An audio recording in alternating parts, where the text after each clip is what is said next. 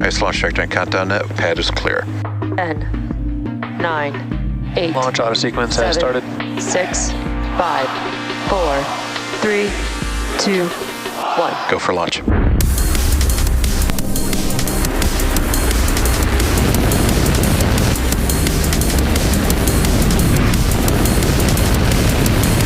Vehicle is supersonic. Stage separation confirmed. Dragon, separation confirmed.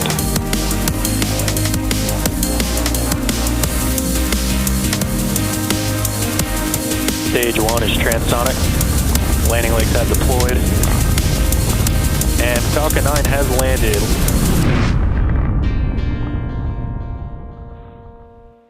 You are looking at a live view of Falcon 9 awaiting liftoff at 12:22 p.m. Eastern Time from Launch Complex 39A at Kennedy Space Center in Florida. Thanks for tuning in for the Koreasat 6A mission. My name is Soumya Srivastava, and I'm a structures engineer here at SpaceX.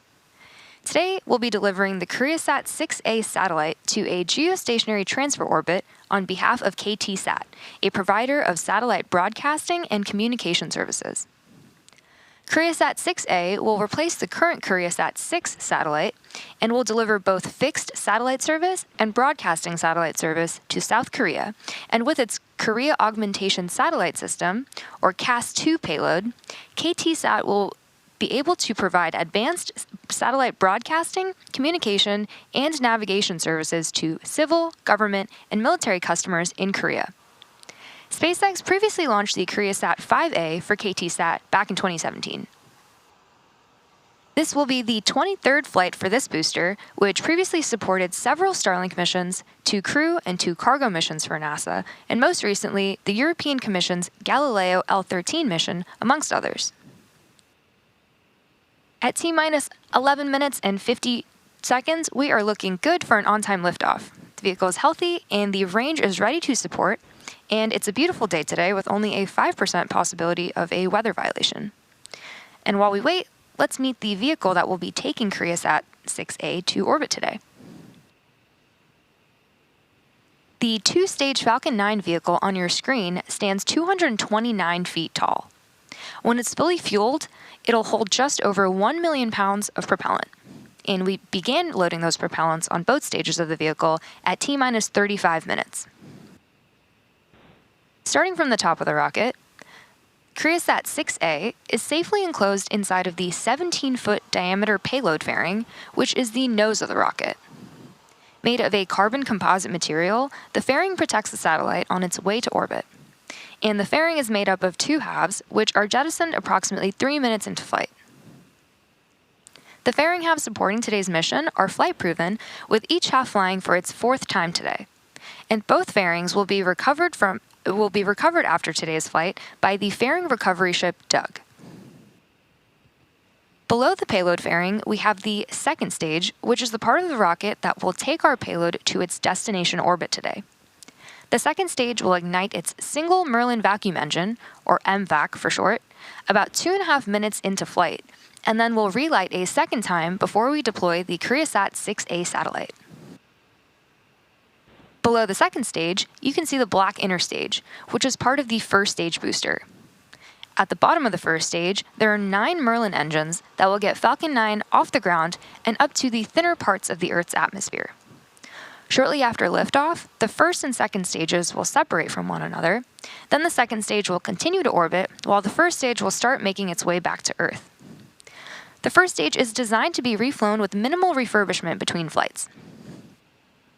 Today's booster is flying for its 23rd time and will be attempting to land it at Landing Zone 1 at Cape Canaveral Space Force Station.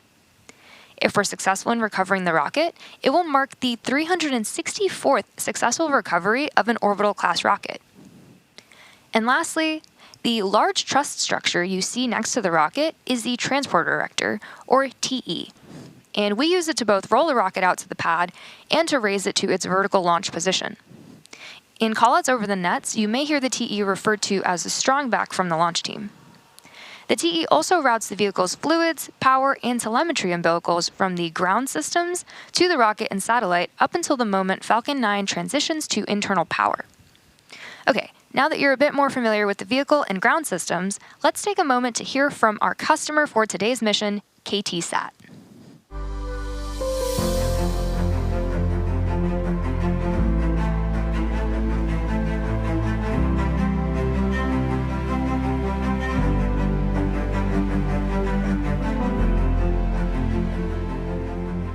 KTSat은 대한민국에서 유일하게 정지궤도 통신 위성을 보유한 위성통신 사업자입니다.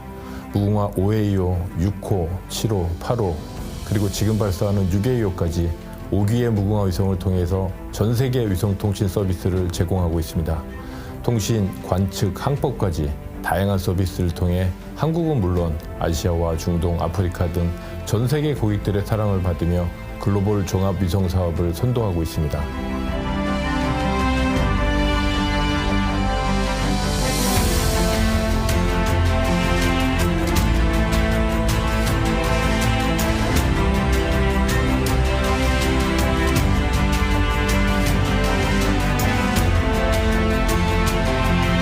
어느 때보다 변화가 많은 지금을 뉴스페이스 시대라고 합니다. KTSat은 글로벌 우주 산업을 선도하는 기업으로서 위성 산업 분야의 빠른 변화에 대비하여 움직이고 있습니다. 비정지궤도 NGSO 사업자의 전략적 파트너십을 통해 기존 정지궤도와 비정지궤도 위성을 융합한 멀티오빗 위성 전략을 추진하고 있습니다. 여기에 더해 자체 고용량 위성 HTS 또한 추진하고 있습니다. 한국의 제1통신그룹 KT그룹의 일원으로서 그리고 세계를 선도하는 우주기업으로서 새로운 기술과 서비스를 선도하여 변화와 혁신을 이끌고 가겠습니다. 고객가치 창출을 최우선으로 생각하며 차별화된 고객 만족을 위하여 고품질 위성 서비스를 만들어 가겠습니다.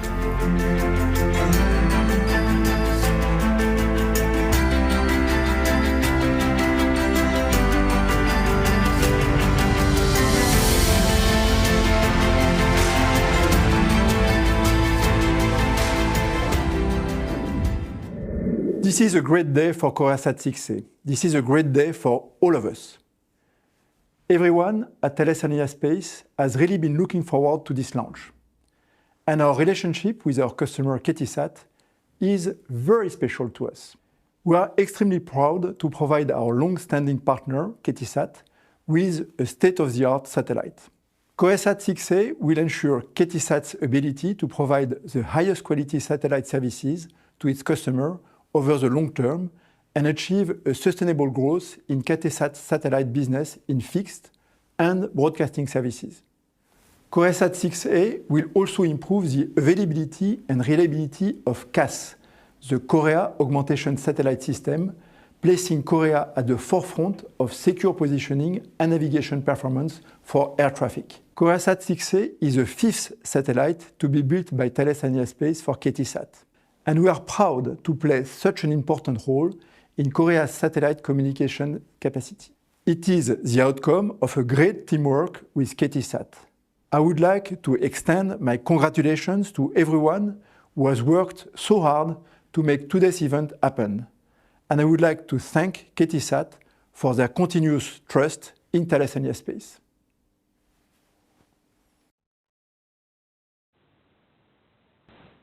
We are now at T-minus 5 minutes and 15 seconds from liftoff of Falcon 9 from Launch Complex 39A at Kennedy Space Center in Florida. At liftoff, the Transport Director, or TE, will retract in order to clear the way for Falcon 9's ascent.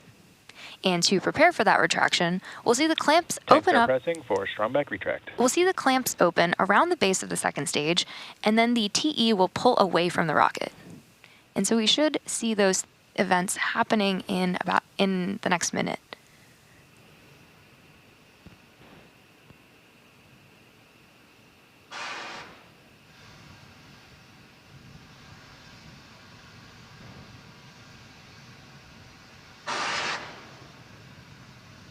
Strong back lower has started.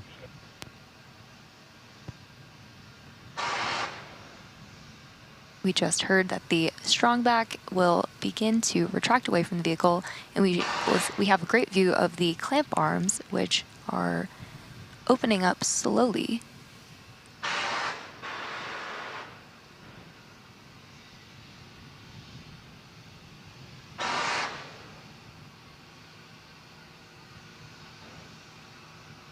Great view there of the clamp arms opening up.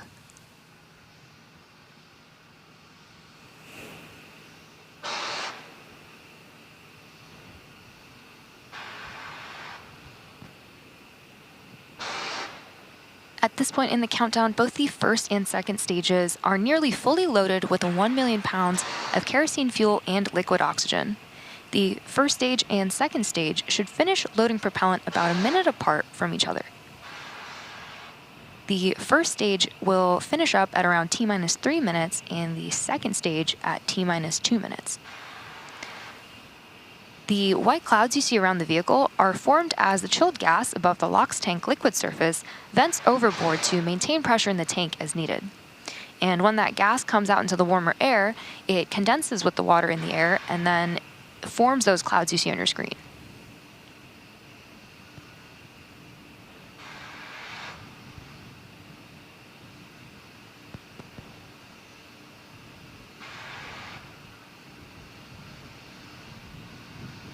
We should be hearing the call out for LOX load completion on stage 1.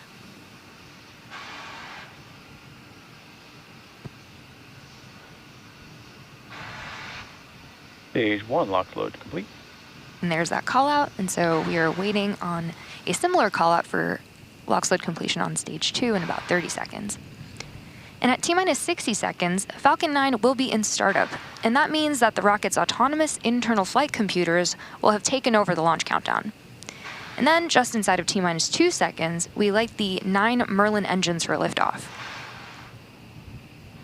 Currently, the payload continues to be healthy, and the Falcon 9 team is tracking no issues with the rocket.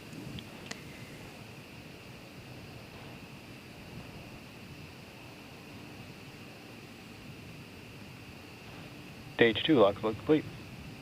Awesome call out there, where now the rocket is fully loaded with propellant. So now let's keep listening as we hear the series of call outs that will lead us up to launch.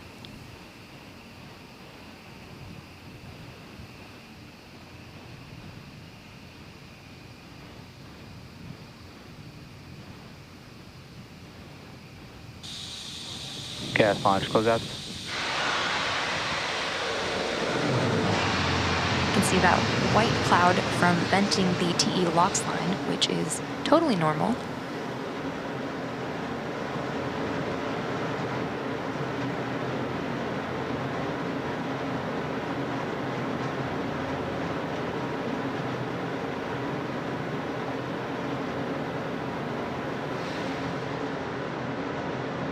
Falcon 9 is in startup. Great call out there, which means that Falcon 9 is now running off of its internal flight computers, and we are waiting for the go, no-go from the launch director. LB, go for launch. And there we have it. At T-minus 40 seconds, all systems are go for the launch of Falcon 9.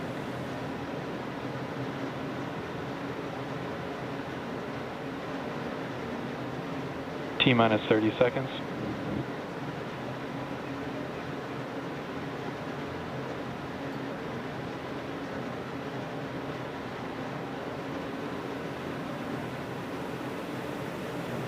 T-minus 15.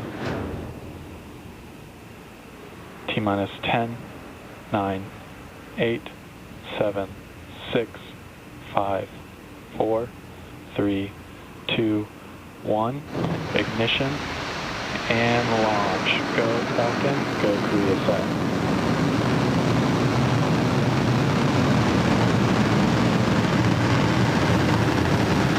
Vehicle is pitching downrange.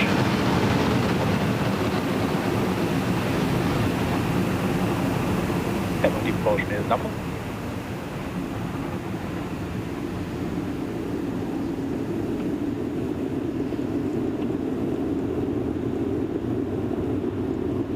Falcon 9 has successfully lifted off from Launch Complex 39A at Kennedy Space Center, carrying the Koreasat 6A satellite.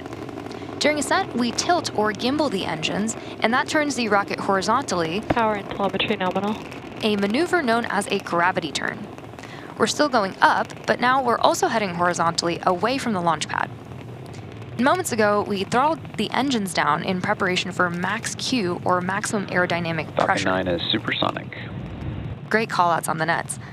And max Q is a critical moment during flight because the combined stresses caused by Falcon 9 that are caused by Falcon 9 accelerating through the atmosphere and the ambient static pressure are at their greatest. Max Q. Great call out for max Q right there. The rocket typically needs to go 17,500 miles per hour horizontally in order to avoid being pulled back down to Earth and get into orbit. Now we have 6 events coming up in quick succession: main engine cutoff, or MECO, stage separation, stage 1 flip, second engine start 1, or SES1, boost back start, boost back burn start, and fairing separation. During MECO, we'll shut down the 9 Merlin engines, which is followed by stage separation. Once separated from the second stage, the booster will flip its orientation. Following a nominal trajectory. The booster will flip its orientation and begin heading back to Earth with a short boost back burn, while simultaneously the second stage MVAC engine will ignite for the first time, followed quickly by fairing separation. We should see all of those events happening back to back in the next few seconds.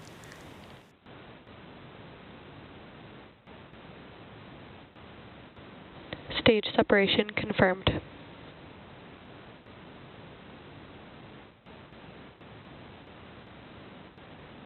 Stage 1 boost back startup. MVAC ignition.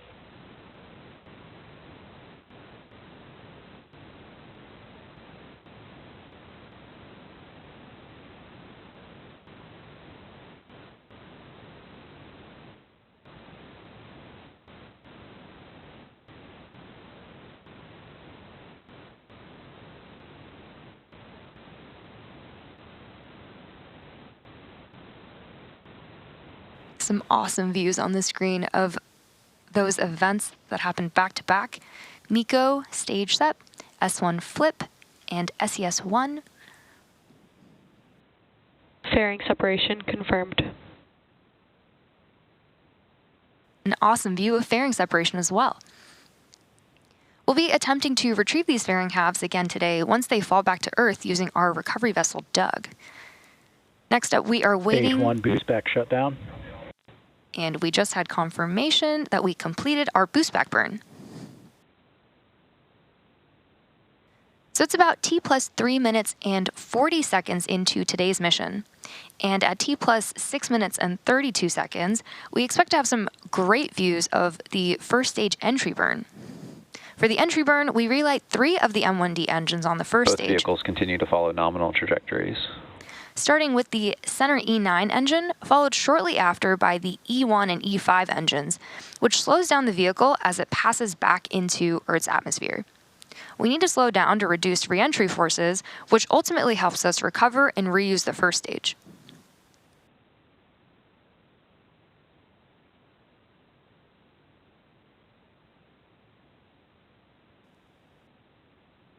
During the entry burn, Falcon 9 is decelerating by firing its Merlin engines, but we're still moving really, really fast.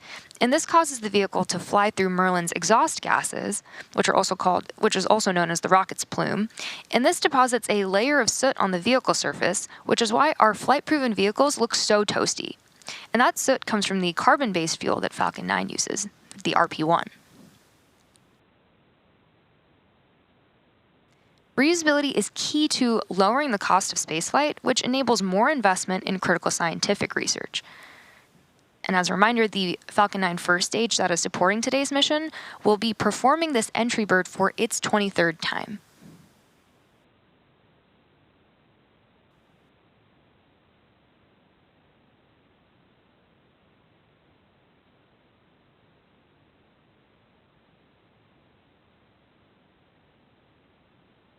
It is a super clear today, and we have some really great views.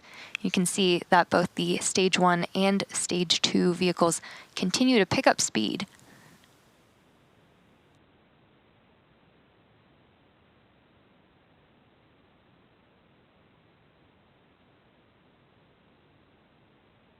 The Merlins on the first stage are Both vehicles optimized. continue to follow nominal trajectories. Great callouts there. The Merlins on the first stage are optimized for sea level, and these achieve around 190,000 pounds of thrust during ascent and entry. The MVAC engine is optimized to operate in space and produces 220,500 pounds of thrust in vacuum. So after entry burn and landing burn, we will shut down our MVAC engine on the second stage, and then the landing burn will actually happen after that. And as a reminder, we are targeting a landing at landing zone 1 at Cape Canaveral. Stage 1 entry burn startup. And there is the beginning of entry burn.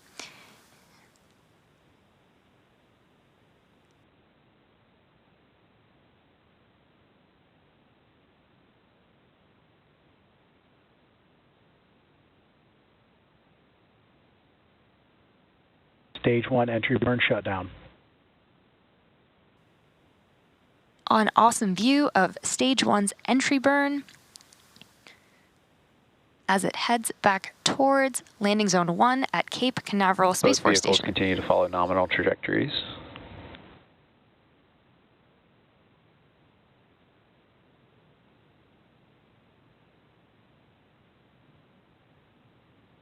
In about 30 seconds, we will begin the landing burn on Stage 1, where the center engine E9 Stage 1 will land. FTS has saved.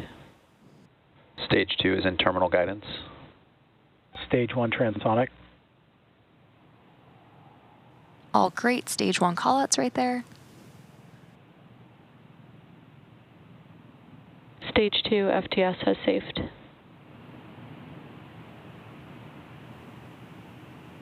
An awesome view of landing 1 burn. landing burn. We are now waiting for Falcon 9 to land back on land at landing zone 1. Stage 1 landing leg deployed.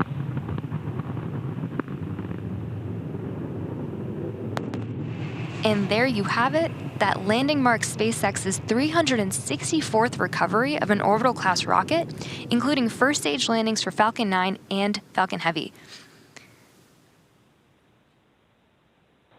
Nominal parking orbit.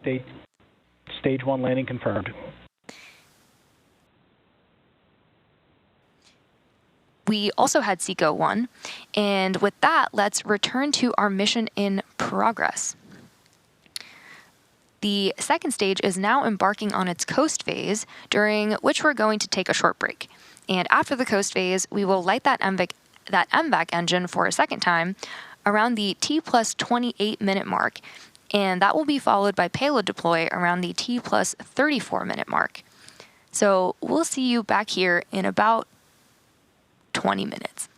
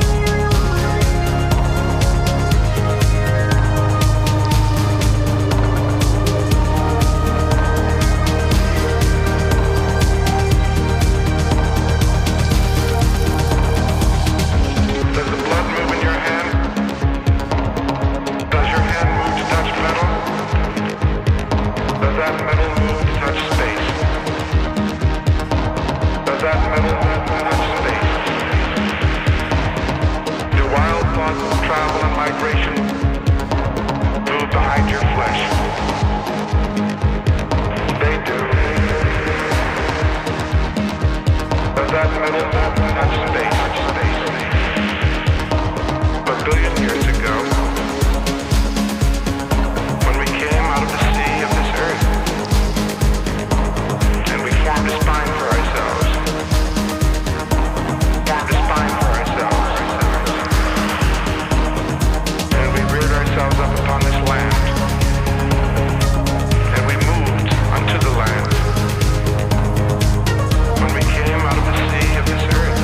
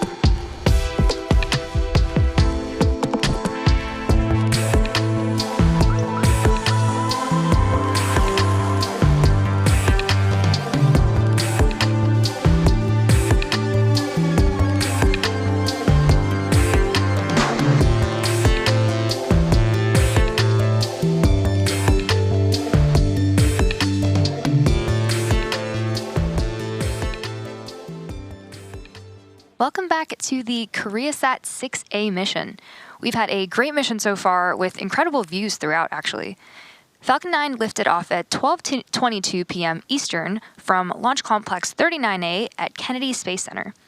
We had a successful ascent, fairing separation, and second stage orbital insertion. And the fairing halves are being recovered by our recovery ship, Doug. And it was the fourth flight for each fairing half. We also recovered the first stage at Landing Zone 1, which marked its 23rd landing. We're now moments away from a second ignition of the MVAC engine on the second stage, which will carry the Koreasat 6A payload into the orbit needed to deploy the satellite. This burn will be followed by the shutdown of the MVAC, also known as the Second Engine Cutoff 2, or SECO 2. Now let's wait for those callouts, which should be happening in the next few seconds.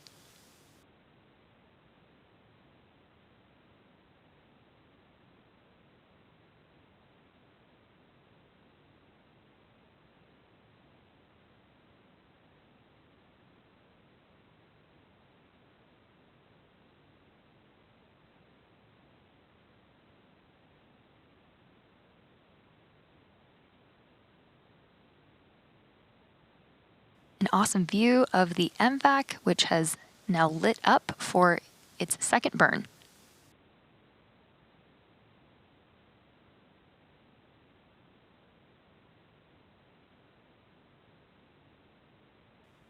In total, this burn should last about a minute until we have SECO 2.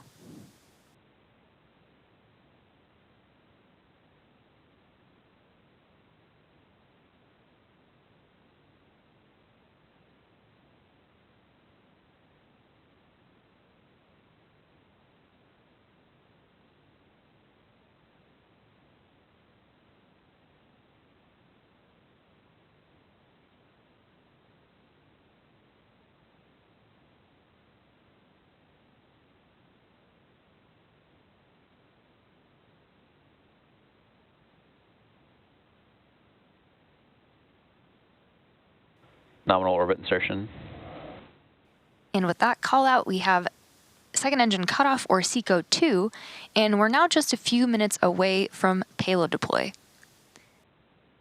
Our customer for today's mission is KTSat. And Koreasat 6A will deliver both fixed satellite service and broadcasting satellite service to South Korea, and with its Korea Augmentation Satellite System, or CAS-2 payload, KTSat will be able to provide advanced satellite broadcasting, communication, and navigation services to civil, government, and military customers in Korea.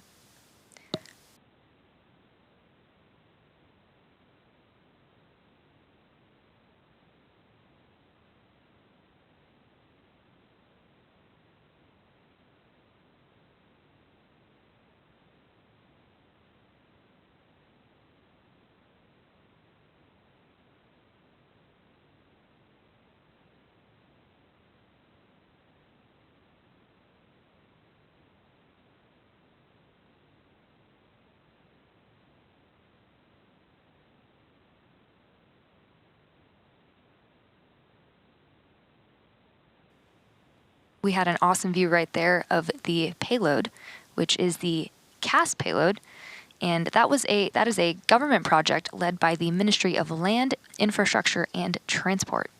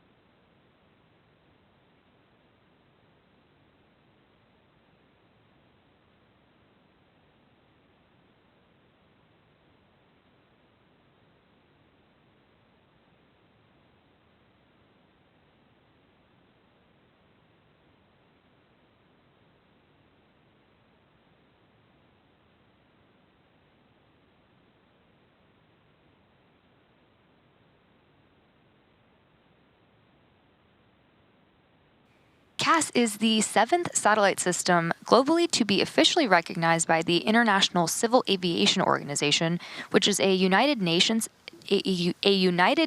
agency that sets standards and regulations for aviation safety.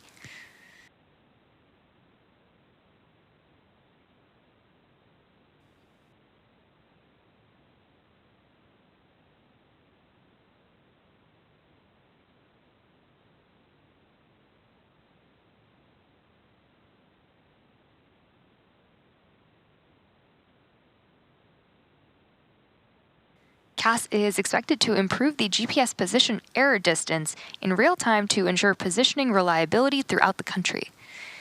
And we continue to have beautiful views of the second stage intermittently as it prepares to deploy Koreasat 6A. And that payload deploy should be coming up in about a minute and a half from now.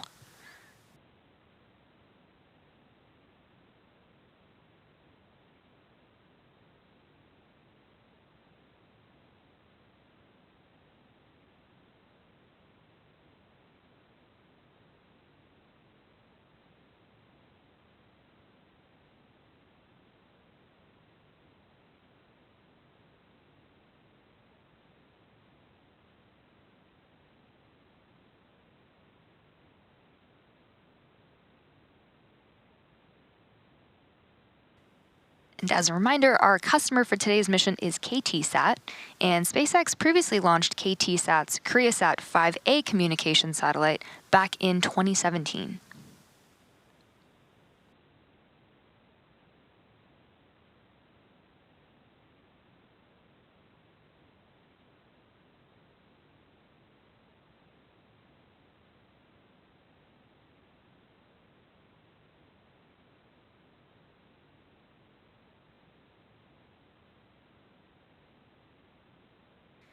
We will continue to have views, and we will have views of payload deploy, which is in about 15 seconds from now.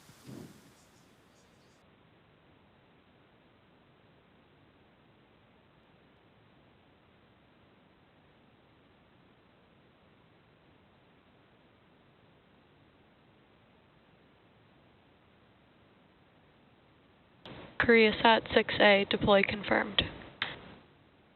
And we heard the call out, and you can see right there, we had successful deployment of the Koreasat 6A satellite as it moves away from stage 2. And that wraps up our coverage for today. Thank you for joining us for SpaceX's 107th successful launch of 2024. All of us here at SpaceX want to give a big thank you to our customer, KTSat, for entrusting us with today's mission. We also want to give a shout out to the Eastern Range and Federal Aviation Administration for supporting today's launch. And as always, thanks to all of our viewers for tuning in and your continued support. Remember to follow @SpaceX on X for launch updates, and join us later today for a Starlink launch from Slick 40. Thank you, and we'll see you again soon.